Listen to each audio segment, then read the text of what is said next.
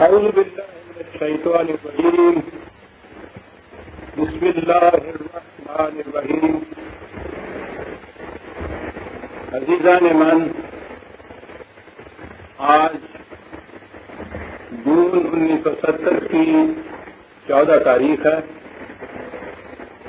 افسوس ہے کہ پچھلے اتوار کو میری طبیعت کی ناسازی کی وجہ سے درس نہ ہو سکا۔ آج بھی ابھی طبیعت کلیتاً بحال تو نہیں، لیکن میں نے مناسب نہیں سمجھا کہ احباب آ جائیں اور اس طرح سے واپس چلے جائیں، تو جتنی ہمت ہوگی اس کے مطابق کچھ قرآن کریم سے پیش کر دوں گا۔ لا یکلف اللہ نفسا الا وسعہا، تو خود قرآن نے کہا ہے۔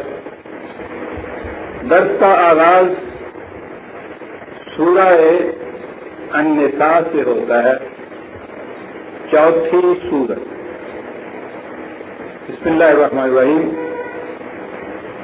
یا ایھا الناس اتقوا ربکم الذی خلقکم من نفس واحدۃ وخلق منها زوجها وبث منهما رجالا كثيرا ونساء واتقوا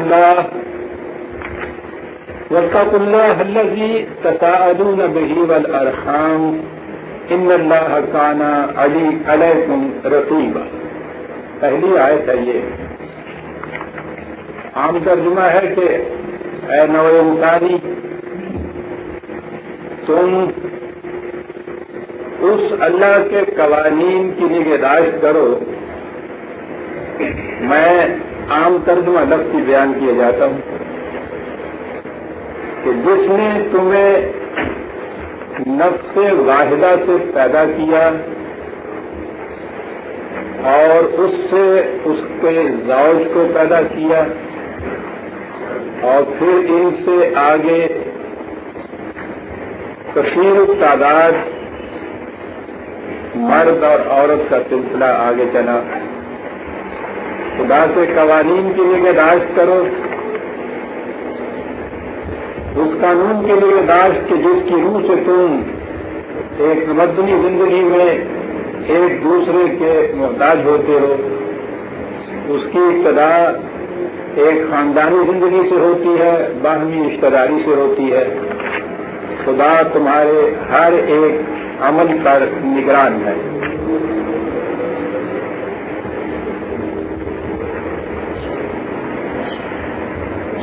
ایک انسانی بچے کی پیدائش آج تو ایک معمول کا واقعہ ہے۔ اس میں کسی قسم کی نہ حیرت ہوتی ہے نہ کوئی تعجب آتا ہے۔ مرد اور عورت یا نر اور مادہ کے باہمی اختلاط سے استقرار حمل ہوتا ہے۔ وضع حمل کے بعد بچہ دنیا میں آ جاتا ہے، اور یوں یہ سلسلہ آگے چلتا رہتا ہے۔ لیکن اگر اس سلسلے کو پیچھے کی طرف لوٹائیے تو کہیں جا کے ذہن رک جاتا ہے کہ یہ پہلا جوڑا جس سے یہ آگے سلسلہ چلا تھا، یعنی جس سے پہلے کوئی اور جوڑا نہیں تھا، تو یہ پہلا جوڑا کس طرح کے وجود میں آ گیا؟ وہ انسانی رکتا ہے وہاں جا کے۔ بات دور نکل جائے گی، میں تو یہ کہوں گا کہ وہ انسانی پیچھے جب جاتا ہے تو سارے سلسلہ کائنات میں کہیں جا کے رکنا پڑتا ہے اسے۔ پہلے یہ کیسے ہو؟ تو بات یہاں صرف اس پیدائش کی ہے، اس لیے انسانی ذہن یہاں جا کے رکا کہ یہ پہلا جوڑا کیسے آ رہا ہے۔ اگر چوہے انڈے سے بنتے ہیں تو انڈے تو مرغی دیتی ہے، مرغی کہاں سے آ گئی؟ مرغی انڈے سے پیدا ہوئی تھی تو وہ انڈا کہاں سے آ گئی؟ یہاں سوال یہ پیدا ہوا کہ پہلا جوڑا مرد اور عورت کا کہاں سے آ گیا جس سے پھر آگے سلسلہ چلے. اگر یہ مسئلہ حل ہو جائے پہلے جوڑے کا تو پھر اگلا سارا مسئلہ حل ہو جاتا ہے. خدا کی طرف سے جو علم دیا گیا وہ تو ہمارے سامنے اب آتا ہے. یہ علم پہلی بار قرآن کریم میں ہی نہیں آیا، تمام انبیاء کرام کی عبادت سے یہ آتا رہا. لیکن دقت ہمارے آج تو یہ ہے کہ انبیاء سلف میں سے کسی کی بھی کوئی آسمانی کتاب اپنی اصلی شکل میں ہے نہیں. اس میں انسانی ذہن کی آمیزش ہو چکی ہے. قرآن اس کے متعلق بار بار کہتا ہے کہ وہ محرف ہیں اور تاریخ اس کی شہادت دیتی ہے. خود وہ کتابوں والے بھی اس کو اب تسلیم کرتے ہیں کہ ان کی کتابیں اصل میں وہ نہیں ہیں جو ان کے انبیاء کو ملی تھی، اس لیے ان میں انسانی آمیزش ہے. تو اب ذہن انسانی اس مسئلے کو حل کیسے کرتا کہ پہلا جوڑا کیسے آ گیا؟ اب اس کے سوا چارہ ہی نہیں تھا کہ وہ کسی طرح سے کوئی ایک جوڑا پیدا کرتا.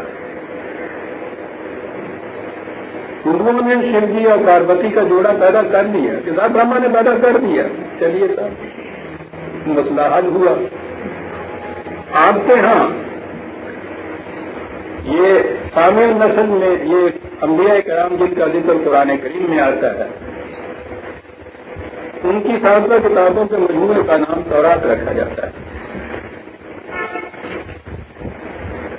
جسے اہدنامہ عتیق کہتے ہیں، اولڈ ٹیسٹیمنٹ کہتے ہیں. بائبل کا پہلا مجموعہ وہی ہے. یہودیوں کی کتاب مقدس بھی وہی ہے، یعنی جو مجموعہ ہے کتابوں کا.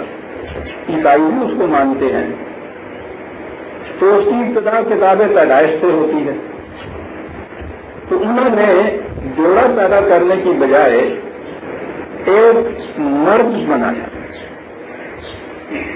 یہ تورات میں ہے. جیلا میاں نے مٹی منگائی، اس کا ایک پتلا بنایا اور اس پتلے میں روح کی تو وہ مرد بن گیا. اب وہ بنانے والے نے اس افسانہ کو نے مرد بنایا تو آگے پھر اس کی دقت پیدا ہوئی کہ یہ تو مجھے جوڑا بنانا چاہیے، اکیلے سے تو کام نہیں چل رہا. تو پھر اس نے اس کی پتلی کو کیا، اس میں سے اس کے جوڑے کو عورت کو نکالا، اور جب وہ عورت آ گئی تو اس نے، میں سمجھتا ہوں کہ شکر کا کلمہ ادا کیا ہوگا. کام تو مشکل مگر آسان نظر آیا، بن گیا کسی طرح سے جوڑا بن گیا اور پھر آگے پوچھنا چل پڑا. یہ تورات میں تھا. تورات ہی میں یہ رہتا تو ہمارے لیے تو بہت آسان تھا. محرف کتب ہے، یہ خدا کی بتائی ہوئی بات تو ہے نہیں، لیکن انسانی نے ایسا اس زمانے میں سمجھا، اس میں لکھ دیا. ہم پر کون سی پابندی عائد ہوتی ہے کہ ہم دو سے صحیح مانیں. لیکن مشکل یہ آ گئی کہ خود قرآن کریم کی بھی جو تفاسیر آگے لکھی ہیں، میں درمیان میں قرآن کو تو الگ رکھتا ہوں، اس کو تو ہم بعد میں آئیں گے. قرآن کریم کی جو تفاسیر لکھی گئی اس میں بھی یہی واقعہ درج کر دیا گیا.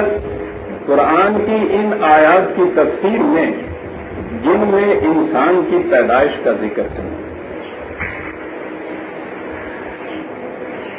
بہت اچھا، انہوں نے درج کر دیا. ہم یہ کہہ سکتے تھے کہ صاحب ٹھیک ہے، اپنے زمانے میں انہوں نے کچھ ایسا ہی سمجھا ہوگا، ہم پہ اس کی کیا پابندی آتی ہے کہ ہم بھی وہی کچھ سمجھیں. لیکن اس کے لیے ہمارے راستے میں دو دیواریں کھڑی کر دی گئی. ایک تو یہ کہ انہوں نے جو کچھ لکھا اس نے نہیں کہا کہ ہم ایسا سمجھتے ہیں، اور یہ ہے وہ بنیاد جہاں کہ ہمارا جو مروجہ اسلام ہے وہ بھی اسی سطح کے اوپر آ کے کھڑا ہو گیا جس سطح پہ وہ تمام ادیان مذاہب تھے جو ذہن انسانی کے تراشیدہ تھے. یعنی وہاں خدا کی کتاب نہیں تھی، یہاں خدا کی کتاب موجود ہونے کے باوجود یہ دین کو مذہب بن گیا.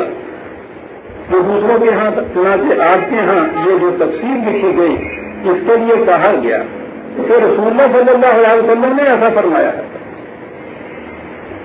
آپ سوچتے ہیں کہ یہ کتنی بڑی پابندی عائد ہو گئی. اب اگر اسے تسلیم کر لیا جائے کہ یہ حضور کا فرمان ہے تو بہرحال ایک مسلمان کے تو اس کے سامنے سر جھک جائے گا. دل کی گہرائیوں میں اس کے خلاف کوئی خیال نہیں ابھر سکتا کہ حضور کا سینا مدثرہ محبت وحی سب سے پہلے وحی حضور پہ نازل ہوئی. آپ نے اس وحی کی یہ تشریح فرما دی. کس مسلمان میں یہ ضرورت ہو سکتی ہے کہ یہ کہے کہ صاحب یہ تشریح صحیح نہیں ہو سکتی، معاذ اللہ معاذ اللہ. لیکن ہوا ہمارے ساتھ یہ کہ رسول اللہ صلی اللہ علیہ وسلم کا کوئی ارشاد اپنے الفاظ کے اندر اسی طرح سے حضور نے امت کو دیا ہی نہیں ہے. یہ روایات جنہیں آپ کہتے ہیں، جیسا کہ کئی دفعہ اس مجلس میں اس پہ ذکر آ چکا، 200-300 سال کے بعد 250 سال کے بعد تو پہلا مجموعہ بخاری شریف کا مرتب ہوا بغیر کسی قسم کے پہلے ریٹن ریکارڈ کے. تاریخ میں کچھ نہیں تھا، زبانی روایتیں چلی آ رہی ہیں. اب ان روایتوں میں آپ سوچتے ہیں 150-250 سال کے عرصے میں یہ مختلف مذاہب کے لوگ اس میں مسلمان ہو چکے تھے. عیسائی بھی، یہودی بھی، ایرانی بھی، مجوسی بھی، وہ سب آ گئے ہوئے تھے. اس وقت پتہ نہیں کہاں کہاں سے پھر یہ افسانے نکلے، کس کس نے بنایا. سازش یہ کی گئی کہ جس نے بھی کوئی افسانہ تراشا، کالا رسول اللہ پہلے لکھا اور کما کالا رسول اللہ آخر میں کہا، اور وہ آپ کے ہاں حدیث رسول بن گئے. دشواری پیدا ہو گئی. مفسرین نے اپنے میں جو کچھ یہ لکھا، یہ کہہ کے لکھا کہ حضور نے یہ فرمایا، فلاں روایت میں یہ آیا، فلاں حدیث میں یہ لکھا ہوا ہے، گردنیں جھک گئی. اس سے بھی آگے ایک اور خیال آیا، جہاں کہیں ایسی بات تھی کہ خود انہوں نے کچھ لکھا، اس کے متعلق آپ کے ہاں یہ عقیدہ وضع کیا گیا کہ جو کچھ اسلاف کہہ گئے ہیں اس سے ہم 1 انچ ادھر ادھر نہیں ہٹ سکتے. اسی کی پابندی لازم ہے ہمارے اوپر.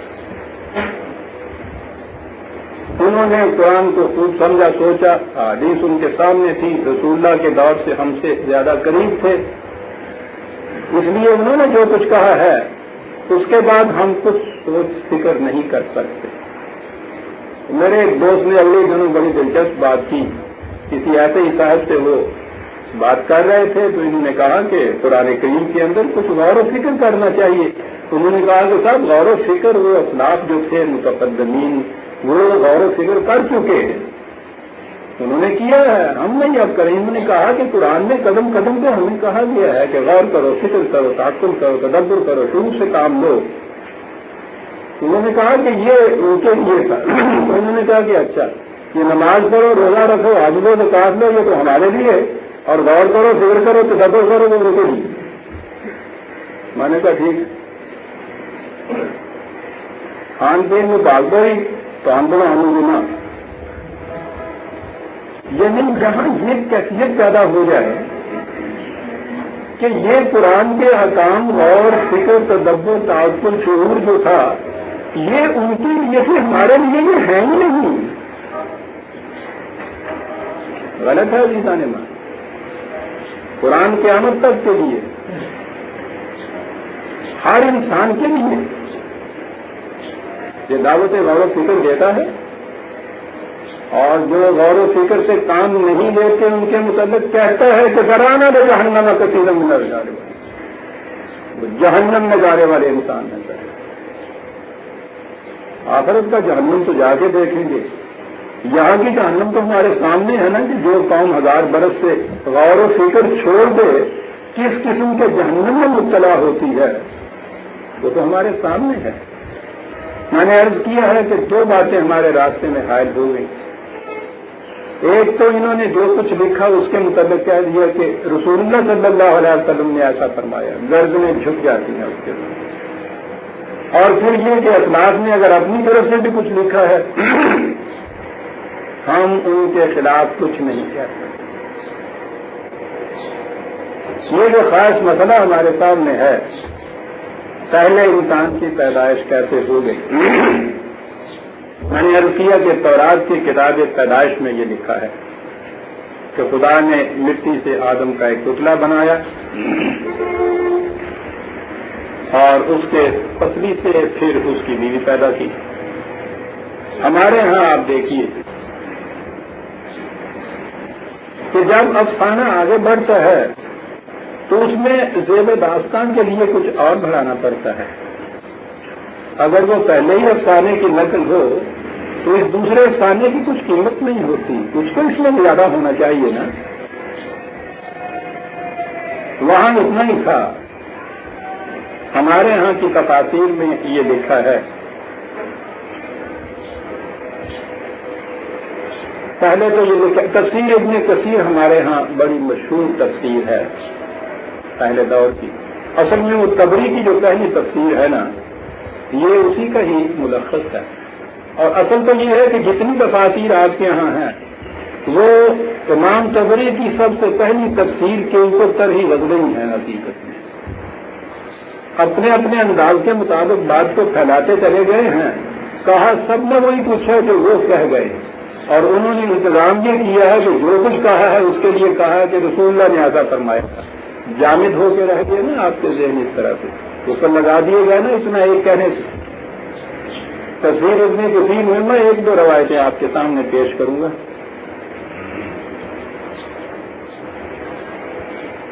پہلے تو اس میں لکھا ہے کہ فرشتے بدھ کے دن پیدا ہوئے, جنات جمعرات کے دن, آدم جمعے کے دن.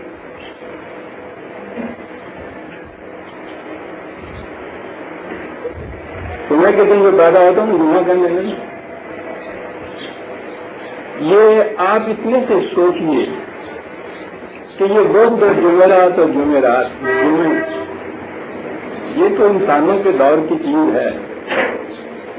یہ ہمارے مفسر جو ہیں ان سے پوچھیے تو صحیح کہ آپ کا ذریعہ علم کیا ہے کہ فرشتے بدھ کے دن پیدا ہوئے, جنات جمعرات کے دن پیدا ہوئے, آدم جمعے کے دن پیدا ہوئے. چلیے سوال یہ تھا پیدا کیسے ہوئے.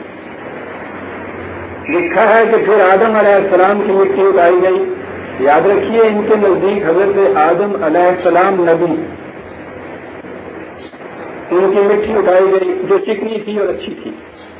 جب اس کا خمیر اٹھا تب اس سے حضرت آدم علیہ السلام کو اللہ تعالیٰ نے اپنے ہاتھ سے پیدا کیا اور 40 دن تک وہ یوں پتلے کی شکل میں رہے. اب تورات پہ اضافہ ملاحظہ فرمائیے.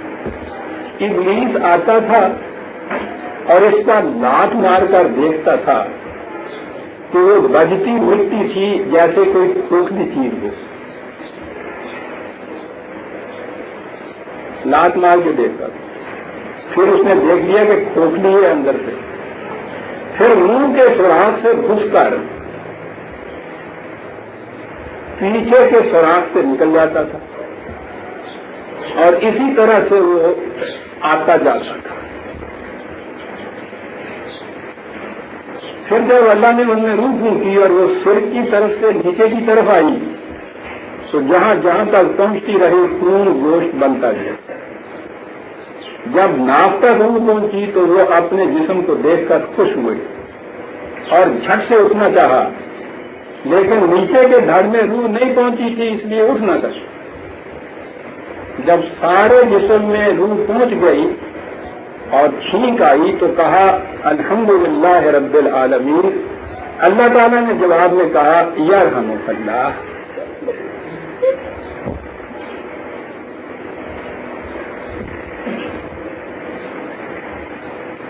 یہ تفصیل ہے آج کی، اور ہمارے لیے دقت یہ کہ یہ کہا یہ جاتا ہے کہ رسول اللہ صلی اللہ علیہ وسلم نے ایسا فرمایا. پھر اس کے بعد ان کی بیوی کا پیدا کرنا ہے. آپ تنہا تھے، یہ بھی تفصیل ہے. ایک دن آپ پر نیند کا غلبہ ہوا تو آپ کی بائیں پسلی سے حضرت حوا کو پیدا کیا. جاگ کر انہیں دیکھا تو پوچھا کہ تم کون ہو؟ انہوں نے کہا کہ میں ایک عورت ہوں اور آپ کے ساتھ رہنے اور تسکین کا سبب بننے کے لیے پیدا کی گئی. چلیے صاحب، قرآن نے تو یہاں تک کہنے کے بعد مسئلہ چھوڑ دیا، سلسلہ آگے چلے گا. لیکن ہمارے ہاں ایک شریعت کا مسئلہ سامنے آ گیا کہ ان کا نکاح بھی تو ہونا چاہیے.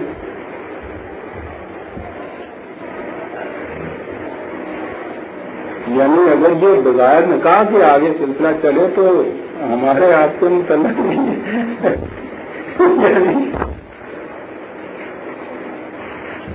آگے تک جہاں تک وہ چلے.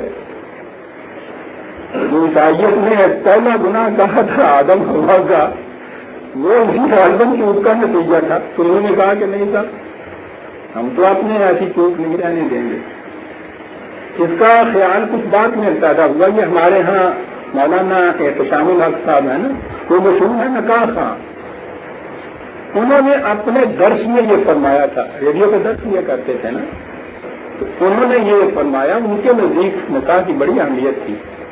تو انہوں نے اس میں کہا کہ حضرت آدم علیہ السلام نے جب اس عورت کو چھونے کے لیے ہاتھ بڑھایا، یعنی کہ نبی نے ہاتھ بڑھایا، تو وہی کے ذریعے اللہ کا حکم پہنچا کہ آپ اس وقت تک اسے چھو نہیں سکتے جب تک اس کا مہر نہ ادا کیا. حضرت آدم علیہ السلام نے پوچھا کہ اے پروردگار، اس کا مہر کیا ہے؟ اللہ تعالیٰ نے ارشاد فرمایا کہ اس کا مہر یہ ہے کہ محمد اور آل محمد صلی اللہ علیہ وسلم پر 10 بار درود بھیجا جائے.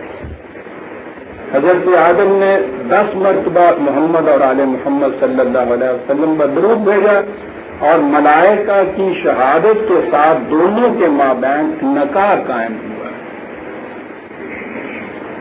اور اس جمعہ کے آخری حصے میں فرشتوں کو حکم ملا کہ یاقوت اور سچے موتیوں کے زیور اور لباس زینت سے حضرت حوا کو آراستہ کر کے دونوں کو جنت میں داخل کر دیا جائے. چلیے صاحب، نکاح بھی ہوا، جوڑا بھی بنا، نکاح بھی ہوا. انسانی نقطہ نگاہ سے بات طے ہو گئی، شرعی نقطہ نگاہ سے بھی مسئلہ حل ہو گیا. اب آپ گھبرائیے نہیں، نہ ہمیں گھبرانے کی کوئی ضرورت ہے. میں یہ عرض کر رہا تھا کہ بات اگر ان حضرات کے اپنے ہی خیال تک ہوتی تو اس میں ہمارے لیے کوئی دشواری نہیں تھی. قرآن کریم نے اپنے سمجھنے کے متعلق بتایا یہ ہے کہ سنريهم آياتنا في الآفاق وفي أنفسهم حتى يتبين لهم أنه الحق، کہ ہم اپنی نشانیاں عالم انفس و آفاق میں دکھاتے چلے جائیں گے. جو کسی پس پردہ نشانی کے اوپر پڑا ہوا پردہ اٹھے گا تو اس سے قرآن کا کوئی دعویٰ، ایک دعویٰ حقیقت بن کر سامنے آ جائے گا. اس طرح آہستہ آہستہ یہ حقیقت بن سامنے آ جائے گی کہ قرآن نے جو کچھ کہا ہے وہ حق ہے. یعنی زمانے کے طرف میں علم انسانی جتنا بڑھتا چلا جائے گا، اس علم کی روح سے جو حقائق منکشف ہوں گے، ہر حقیقت قرآن کے کسی نہ کسی دعوے کی صداقت کا ثبوت بنتی چلی جائے گی. قرآن کسی ایک دور میں سمجھا نہیں جا سکتا. میں یہ عرض کر دوں کہ ایک چیز ہے قرآن کے احکام یا اس سے زندگی کے سفر میں ہدایت یا رہنمائی لینا، وہ تو ایسی صاف واضح بین متعین ہے تو وہ اور بڑی آسان ہے. وَلَقَدْ يَسَّرْنَا الْقُرْآنَ لِلذِّكْرِ. راستہ چلنے کے لیے، یہ دیکھنے کے لیے کہ ہم ٹھیک جا رہے ہیں یا غلط جا رہے ہیں. قرآن کچھ مشکل کتاب نہیں ہے، کہا بڑی آسان کتاب ہے، واضح ہے، تبیان لکل شیء ہے. یہ اس کی ہدایت، اس کے احکام جو ہیں. اور ایک چیز ہے اس میں حقائق جو بیان ہوئے. حقائق تو علم کی روح سے سمجھے جا سکتے ہیں، اور حقائق کی کیفیت یہ ہے کہ اصل چیز تو اس کی ہدایت ہے. ہدایت کے ضمن میں وہ کہیں تشبیہات لاتا ہے، تمثیلات لاتا ہے، اس انداز سے اس کو ایبسٹریکٹ ٹروتھس جو ہے وہ بیان کرنے ہوتے ہیں. انہیں تو بہرحال ایک علمی انداز سے ہی بیان کیا جا سکتا تھا. یہ جو حقائق اس میں بیان ہوئے ہیں یہ ان کے متعلق ہے کہ جو علم انسانی بڑھتا چلا جائے گا، پرانی حقائق ابھر کر سامنے آتے چلے جائیں گے. لہذا پرانی حقائق کسی ایک دور میں سمجھے نہیں جا سکتے. یہ ارتقائی طور پر تدریجاً سلسلہ جاری رہنا چاہیے. اور یہ ہے وہ بات کہ ہر دور کے انسان کو غور اور فکر اور تدبر اور شعور کی تاکید کی گئی ہے. تو یہ سلسلہ لامکانی ہے. قرآن بھی قیامت تک کے لیے کتاب محفوظ ہے. کائنات میں بکھرے ہوئے حقائق بھی اپنی اپنی جگہ پر کتاب مقلوب ہیں. علم انسانی بلند ہوتا ہوا ایک ایک حقیقت پر پڑا ہوا پردہ اٹھاتا چلا جائے گا. قرآن کے دعوے کی صداقت کا ثبوت بانٹتا چلا جائے گا، اور یہ سلسلہ جاری رہے گا. تدبر و تفکر کا حکم دنیا کے آخری انسان کو بھی اسی طرح سے جیسے کہ صدر اعظم کے مسلمانوں کے لیے. اس سے پہلے اگر یہ چیز سمجھ میں نہیں آئی تھی تو اس کے لیے ہمارے یہ بزرگ قصوروار نہیں ہیں. انسانی علم کی سطح ابھی اتنی اونچی نہیں ہوئی تھی. اور اگر آج یہ حقائق ہماری سمجھ میں آ گئے ہیں تو اس میں کوئی ہماری کاریگری نہیں ہے تنہا. علم انسانی خود اتنا اونچا آگے ہے ہمارے دور میں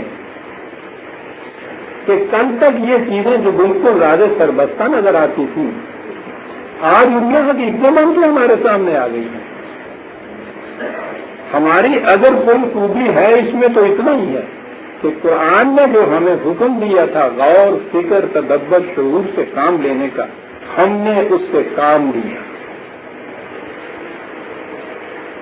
علم انسانی نے جو کچھ منکشف کیا تھا ہم نے اس کی روشنی میں قرآن کی آیات پر غور کیا اور حقیقتیں ہمارے سامنے آ گئیں. اس اعتبار سے ہم اسلاف سے آگے ہیں. ہم آگے کیا ہیں؟ ہمارا زمانہ وہاں سے آگے ہے. علم انسانی کی سطح اس سے اونچی ہے. یاد رکھیے ہر دور میں علم انسانی جو ردہ رکھتا ہے تو تیوار سوچی جاتی ہے. یہ جو تصور ہمارے ہاں دے دیا گیا تو پہلا دور جو تھا سب سے اونچا، جو زمانہ گزرتا چلا جاتا ہے پست ہوتا چلا جاتا ہے، یہ حقیقت نہیں ہے. حقیقت کے خلاف انسانیت ارتقامے سے گزر رہی. علم بڑھتا چلا جا رہا ہے اور علم کے بڑھنے کی تو کوئی حد بھی نہیں. وہ ذات اقدس و آدم صلی اللہ علیہ وسلم جو ہمارے ایمان کے مطابق علم کی انتہائی بلندیوں پر تھی، حضور کی بھی یہ دعا قرآن میں مذکور ہے کہ ربنا زدنی، یا اللہ میرے علم میں اور اضافہ کرتا ہے. تو اگر حضور بھی علم کے اضافے کی دعائیں مانگتے ہیں تو اور کون ہو سکتا ہے ان کے بعد جو یہ کہہ دے کہ نہیں صاحب اب علم کے اضافے کی ضرورت نہیں. یہ تو یہودیوں کے راہب کہتے تھے کہ قلوبنا غلف، ہمارے پیالے بھر چکے، اب اس میں ایک قطرہ کی بھی گنجائش نہیں ہے. ہمارے دل لپیٹے ہوئے ہیں، اب اس کے اندر کوئی آواز نہیں جا سکتی. قرآن نے ہمیں فکر و تدبر سے کام لینے کا حکم دیا. حضور کا اسوہ یہ ہے کہ زندگی کے آخری سانس میں بھی وہ عالم الناس جو ہے وہ دعا مانگتے ہیں کہ یا اللہ میرے علم میں اضافہ کرو. اس لیے مومن کا تو شعار یہ تھا کہ وہ علم کی دنیا میں بھی انسانیت کی امامت کرتا، سب سے آگے جاتا۔ تو میں نے عرض کیا کہ اگر آج ہم اس قسم کے حقائق کو بہتر طور پر سمجھنے کے قابل ہو گئے ہیں تو اس میں انفرادی طور پر کچھ ہماری کاریگری نہیں ہے، علم انسانی آگے بڑھ گیا ہے۔ اس کی روشنی میں قرآن کے حقائق خود اجلے نکھرے ہوئے موتیوں کی طرح سامنے آتے ہیں۔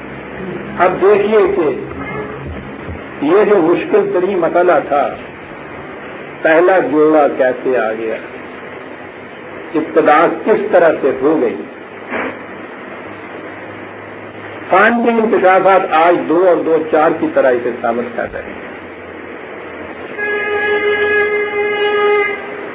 وہ مرد اور عورت یا نر مادہ کے اس طرح کے جوڑوں کو جیسا ہمارے سامنے آج یہ ہیں، وہ بتاتے ہیں کہ اس طرح سے زندگی کی ابتدا نہیں ہوئی۔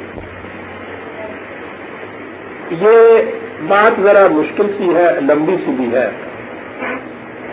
درس میں اس تفصیل میں تو نہیں جاؤں گا۔ ملخص اس کا جو ہے، جو اس وقت تک ہمارے ہاں سائنس نے ایک حقیقت ثابتہ کی طرح جو سامنے ہمارے لے آئی ہے، وہ یہ کہ کسی کرۂ ارض پر ان آرگینک میٹر تھا، یعنی وہ مادہ کہ جس میں زندگی نہیں ہوتی، یہ مٹی، کہا کہ زندگی نہیں تھی۔ پھر پانی کے چھینکے سے زندگی کی نمود ہوتی ہے۔ پانی جب مٹی کے ساتھ ملتا ہے اور اس میں حرارت پہنچتی ہے تو وہ پیٹریفائی ہوتا ہے، خمیر ہوتا ہے، جیسے ہم کہتے ہیں نا، سڑان جسے عام طور پہ ہم کہتے ہیں۔ یہ جوہروں کے کنارے پہ پانی جمع ہو جائے تو اس کے بعد آپ دیکھتے ہیں کنارے کے اوپر وہ کیچڑ سوکھتا بھی ہے، بسان بھی اس میں آتی ہے۔ یہ جو جسے آپ کہتے ہیں نا کہ اس میں سے بسان آتی ہے، یہ اس میں ایک پیوریفیکیشن ہوتی ہے، اس سے اس کے اندر اتنے باریک جو سونے جن کو کہتے ہیں، سیلز کہتے ہیں ان کو، وہ ابھر آتے ہیں۔ مٹی کا خلاصہ، یعنی اس میں مٹی میں سے کچھ وہ سالٹ یا اس قسم کی چیزیں کھینچ کر پانی کی نمی اس میں ملتی ہے، سورج کی حرارت سے وہ آگے بڑھتی ہے، اور پہلا لائف سیل اسے کہا گیا ہے، ایک ایسا جرثومہ سامنے آتا ہے جس میں زندگی ہوتی ہے۔ یہ خدا کی تخلیق کا پروگرام ہے کہ اس نے ایسا بنایا۔ پہلا جرثومہ زندگی یا لائف سیل جو ہے وہ یہ ہے، آج بھی وہ اس طرح سے مٹی اور پانی کے امتزاج سے تھوڑی سی حرارت باہم پہنچا کے اس کے اندر سے یہ جرثومے آپ کو دکھا سکتے ہیں مائکروسکوپ کے نیچے۔ نہ مٹی الگ چل رہی ہوتی ہے، نہ پہلے اس کیچڑ میں کوئی چیز ہوتی ہے، لیکن اس کے بعد اگر کہنے بالکل کر دے سنو دن تو ذرا بڑے ہو جاتے ہیں وہ تو ہمارے آپ کے خبر بھی آ جاتے ہیں۔ یہ جو پھل سڑ جاتے ہیں اس میں آپ دیکھتے ہیں، گوشت سڑ جاتا ہے اس میں آپ دیکھتے ہیں، تو وہ بڑی موٹی حیث ان کی ہوتی ہے جو ہمارے یوں آنکھوں کے سامنے آ جاتے ہیں، نیکڈ آئی کے سامنے۔ وہ جرثومے بڑی باریک ہوتی، ہمارا سارا جسم ان جرثوموں سے بنا ہوا ہوتا ہے،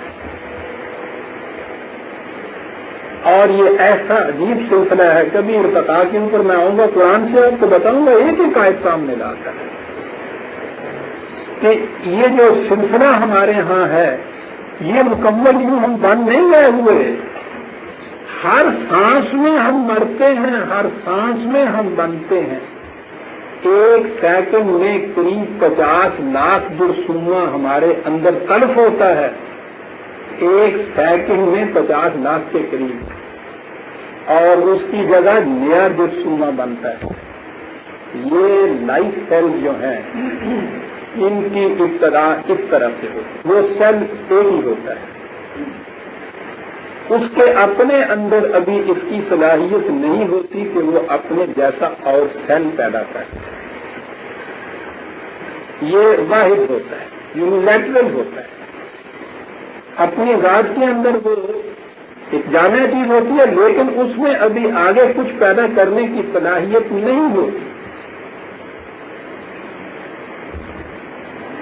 اس کے بعد وہ کچھ عرصہ اور حرارت وغیرہ سے یا اور زیادہ غذا لیتا ہے، جوش نمود سے پھٹ جاتا ہے.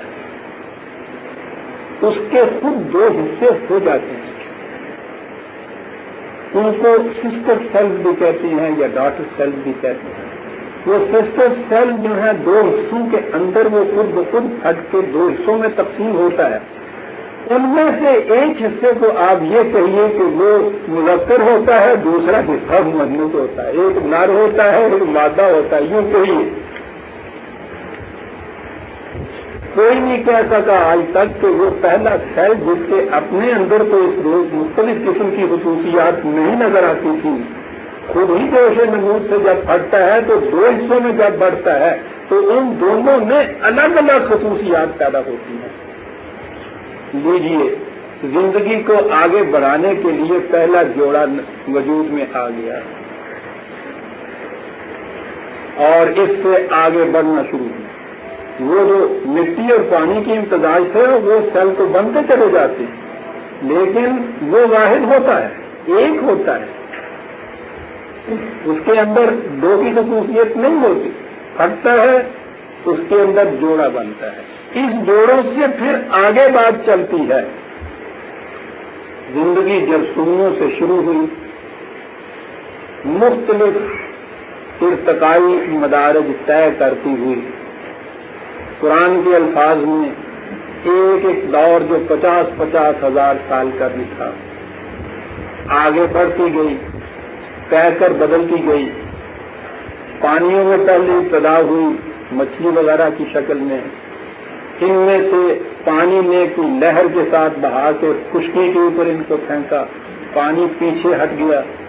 انہوں نے اپنا نیا جو انوائرمنٹ تھا، ماحول تھا، اس میں زندہ رہنے کے لیے تو وہ دو کی کچھ پر بھی رہے، کچھ رینگنا پیدا ہو گیا، کچھ پاؤں پیدا ہوئے، زمین پہ رینگنے والے پیدا ہوئے، کچھ اڑنے والے ہوئے، کچھ چلنے والے ہوئے. یہ سارے قرآن کی آیتوں کا ترجمہ کیے جا رہا ہوں میں عزیزان من.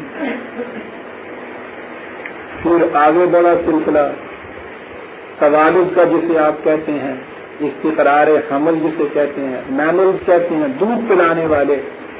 کیونکہ ہاں یہ سلسلہ جاری ہوا، قرآن کے الفاظ ہیں. اور پھر اس طرح سے جب یہ سلسلہ نر و مادہ حیوانات میں آیا، اگلی بڑھتی ہوئی شکل جو تھی پیکرے انسانی میں جلوہ گر ہو گئی. اور یہ سلسلہ پھر آگے جاری ہے. سائنس کے انکشافات اس حد تک آپ پہنچے، یہ چیزیں اب ان کے ہاں نظری نہیں رہ گئی، ٹھوس حقائق بن گئی. اور حق تو کہتے ہیں اس کو جو ہے کہ جو محسوس طور پر سامنے آ جائے ایک حقیقت بنتا ہے. یہ چیزیں حق بن گئی، دیکھی جا سکتی ہیں، دکھائی جا سکتی ہیں. تو یوں ہو رہا ہے اور پھر اس کے بعد ان کی تحقیقات کا سلسلہ جاری ہے. کڑی در کڑی جو جتنی بھی جانداروں کی ہیں وہ لیتے چلے جاتے ہیں. فاسلز کو ڈھونڈ رہے ہیں زمین کے نیچے جو یخ بختہ تہوں کے نیچے جو آ گئے تھے یہ جانور، ان کی ہڈیوں کے ڈھانچے نکال رہے ہیں، ان سے تحقیقات کر رہے ہیں. اور ہر تحقیق جب یقین تک پہنچتی ہے تو معلوم ہے کہ وہ کیا کہتی ہے. وہ کہتی یہ ہے کہ قرآن کی یہ آیت حقیقت.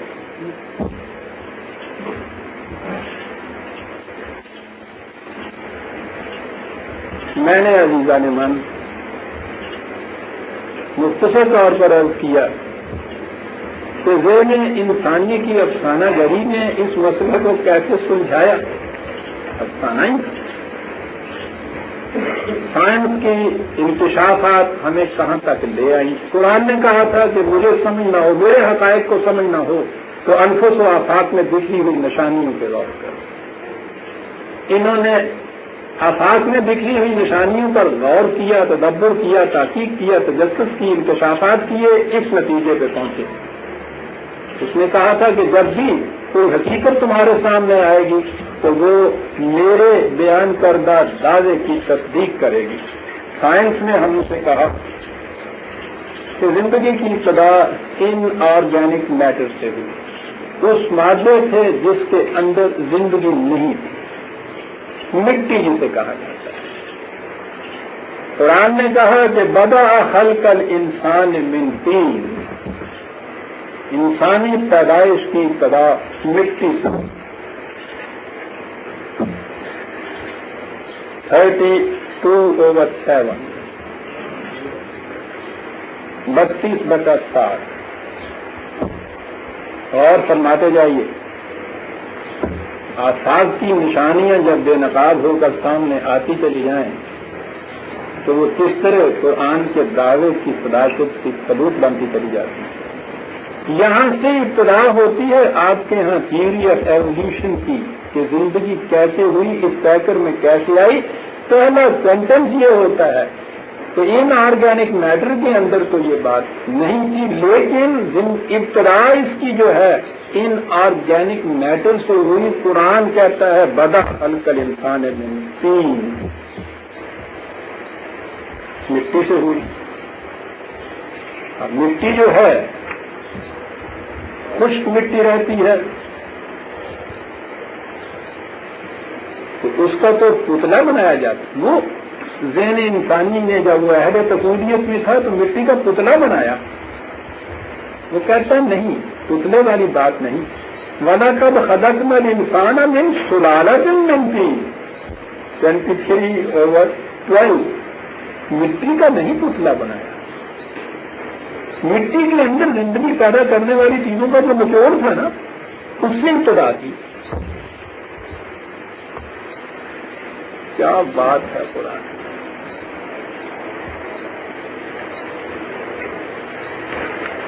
بہت اچھا، وہ چیزیں تو تھیں وہاں، کہ آج خود اس میں زندگی کی نمود ہو گئی؟ کہا نہیں، آج خود نہیں ہو سکتی۔ وَجَعَلْنَا مِنَ الْمَاءِ كُلَّ شَيْءٍ حَيٍّ 21/30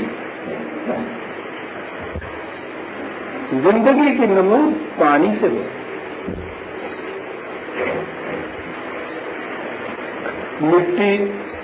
مٹی کا خلاصہ پانی،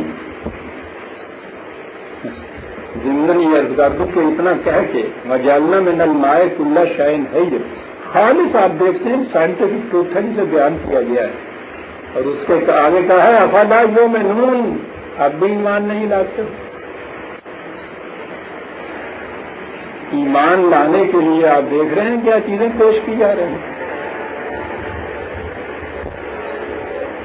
چلیے، مٹی، پانی ہوا، اس سے کیا؟ اِنَّا خَلَقْنَاهُم مِّن طِينٍ لَازِبٍ 37/11 یہ گوندی ہوئی چپچپی مٹی جو بنی نا، اس سے بات آگے چلی جاتی ہے۔ اب دیکھتے ہیں کیسے یہ کڑیاں بنتی چلی جا رہی ہیں۔ اسے سامنے رکھی ہے اور ڈارون کی دی اوریجنل اسپیشیز کو لی ہے، وہ تو خیر ابتدائی کتاب تھی اس کی۔ یہ پائنیئر جو ہے ان کا بڑا احسان ہے انسانیت کے اوپر۔ ساری زندگی آپ کو معلوم ہے کتنی یہ جوکھوں میں ڈالتے ہیں اپنی جان، ایک ایک چیز کی تحقیق کے لیے ان کی کیفیت یہ زندگیاں وقت کر لی ہیں، اور جن نتائج پہ پہنچ رہے ہیں وہ یہی نتائج۔ سینئر لازم چپچپی مٹی، پانی اور مٹی سے بنی ہوئی چپچپی مٹی، پھر اس میں حرارت۔ وَلَقَدْ خَلَقْنَا الْإِنسَانَ مِنْ صَلْصَالٍ مِّن مَّاءٍ مَّسْنُونٍ كَالْفَخَّارِ 15/26 15/22 کہا پھر اس کے اندر سڑانت کی پیدا ہوئی، پھر سورج کی حرارت سے کچھ خشک ہوئی، اگر اس چیز کو پانی کے اندر ہی رہنے دیا جائے اور اس میں حرارت نہ ہو تو پھر وہ زندگی کا جرثومہ نہیں بنتا. مٹی اور پانی ملنے کے بعد اس کو حرارت کی ضرورت ہوتی ہے. حرارت کے لیے سورج موجود. قرآن نے کہا کل پخار، بالکل وہ خشک تو نہیں ہو گئی، کال پخار، یوں جیسے گویا سوکھی ہوئی. بالکل خشک ہو جائے تو پھر بھی زندگی نہیں اس میں رہتی. یہ جو مٹکے کا ٹھیکرا ہوتا ہے پانی اور مٹی سے، تو اس کی ابتدا ہوئی ہوتی ہے، اس کے اندر تو زندگی نہیں ہوتی. پانی اور مٹی کو منہ گھول دیا جائے پانی کے اندر، اس میں بھی زندگی نہیں ہوتی. اس کو ملا کے حرارت اس کو بام پہنچائیے تو اس میں سے وہ ہمارا مصنوع، اس میں سے وہ سران سی پیدا ہوگی، پیوریفائی ہوگا، اور اس کے بعد حرارت سے وہ بدنے والی ہوگی، لیکن بدنے والی مٹکے کی طرح نہیں، کال.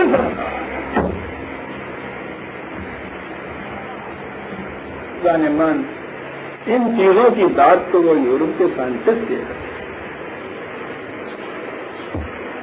کیا 1400 سال پیشتر کا ایک انسان اس زمانے کو ڈارک ایجز کہتے ہیں، پھر اس میں عرب کی سرزمین جہاں علم کی روشنی بھی نہیں گئی، اس کے اندر ایک انسان جس نے 40 سال تک لکھنا پڑھنا بھی نہیں سیکھا، وہ زندگی کی ابتدا کی کڑیاں بیان کر رہا ہے، اور جہاں آ کے یہ کہنا چاہتا ہے کہ اس میں حرارت کی وجہ سے اس نے کچھ سوکھا ہے.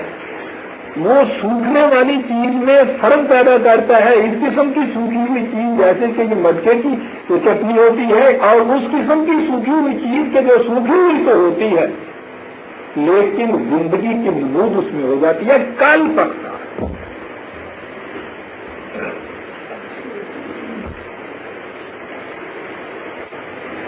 لیجیے سر.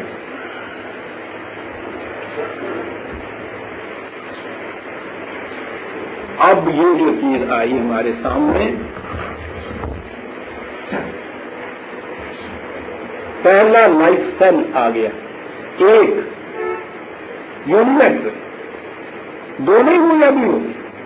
یا یہ الناس اتقوا ربکم الذی خلقکم من نفس واحد. نگہداشت کرو خدا کی. اس کا ان کی بات تو اس نے یہ کہنی ہے کہ تبدلی زندگی میں آپس میں گوگل تک تم نے رہنا ہے، یہ کرو. لیکن قرآن ہے وہ بات یہاں سے شروع کرتا ہے. وہ کیوں سے یہاں سے بات شروع کی؟ سائنس کی کتاب تو ہے نہیں. اس نے لانا ہے آپ کو اس حقیقت پر کہ پوری انسانیت ایک عالمگیر برادری ہے، اور اس کو وہ لاتا ہے یہ کہہ کے کہ تمہاری اوریجن بھی تو ایک نفس واحدہ سے ہوئی ہے. یہ مختلف شکلیں بھی تم نے اختیار کر لی ہیں. یہ تو ماحول کے اعتبار سے زندگی کا تقاضا ہوا، اوریجن کے اعتبار سے تو تم سب کا اوریجن جو ہے اب نفس واحدہ کے معنی ہو گئے آپ کے. ایک life cell, that universal life cell, جس میں ابھی دو نہیں وہ ہوئی، ابھی ابتدا تمہاری ہوئی نفس واحدہ، جن کے اوریجن کی کیفیت یہ ہو کہ وہ دو بھی نہ ہوں، ایک جرثومہ حیات سے آگے بات چلے. اس کے بعد وہ کتنی ہی شاخیں کیوں نہ پھیلے. اب میں شاخوں کی بات ابھی آپ بتاتا ہوں. درخت کی ابتدا ایک ننھے سے بیج سے ہوتی ہے نا، کتنی شاخیں ٹوٹتی ہیں، کتنے پتے اس میں آتے ہیں،